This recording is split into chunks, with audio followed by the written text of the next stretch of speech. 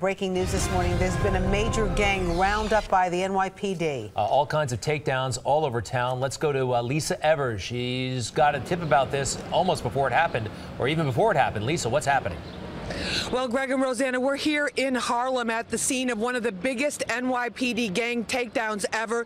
It started very early this morning here at the Manhattanville houses and also a couple blocks away at the Grant houses. Let me show you some of the video that we captured here as police were taking out what they are telling us are some of the most dangerous gang members in the city. One of the suspects was from what's called the Stack 3 gang, and as he was led in handcuffs into the police van, he yelled out, "Happy Stack Day," still defiant.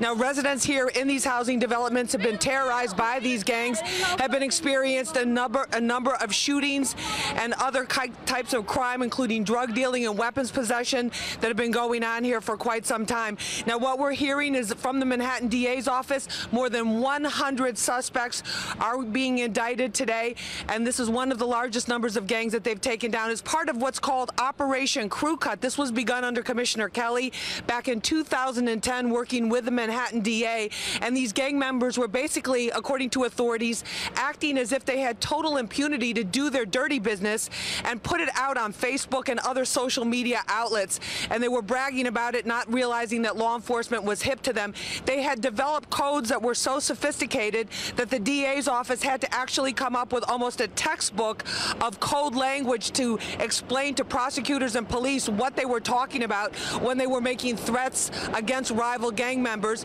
and also threatening to do other things in the community that many people here were very, very upset by. So a major bust this early this morning took place here at the Grant houses. We're also hearing from sources that one of the suspects who was picked up might have been connected with the murder of that high school aspiring female high school basketball player a couple of years ago, the one who had won a Division I scholarship and was on her way to a female basketball star career.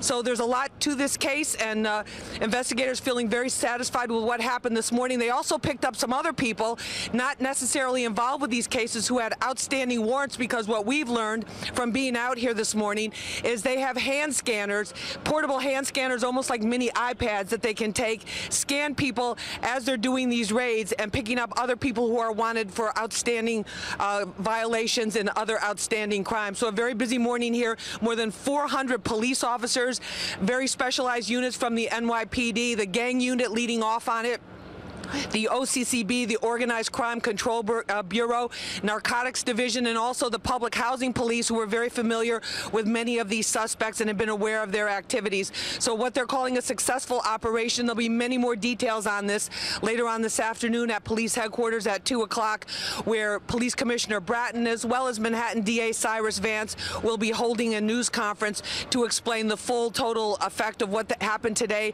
and also where these indictments are going. But the police and the prosecutors are sending a very clear message to these gang members who are trying to spread their name and spread terror through social media, and also to the hardworking people who live in these developments, that this will not be tolerated, and no matter how much code they throw around, they're going to crack it and they're going to get them. That's the message they're sending out here today. We're live in Harlem. I'm Lisa Evers, Fox 5 News. Ro and Greg, back to you. Lisa, great scoop, a wild takedown. Give us an idea.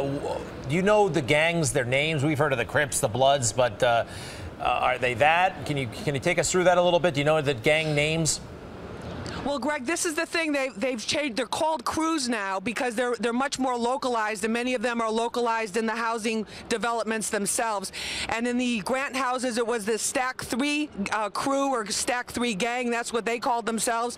There are two other ones from this particular project, Manhattanville.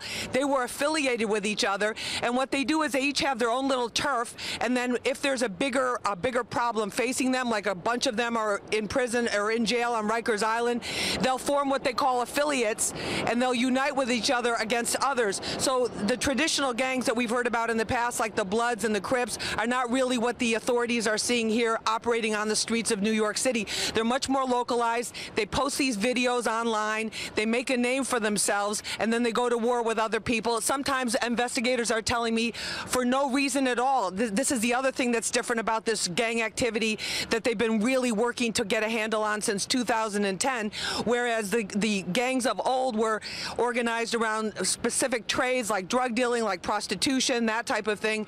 Sometimes these gang members, they just start beef with other gang members, have shootouts, and end up killing people for no particular reason at all, and very young ages too, some of them, as young as 13 and 14. So that's a concern. The police department wants to get a handle on this, especially as the summer is beginning. Greg? Yeah, right. Lisa, thank you.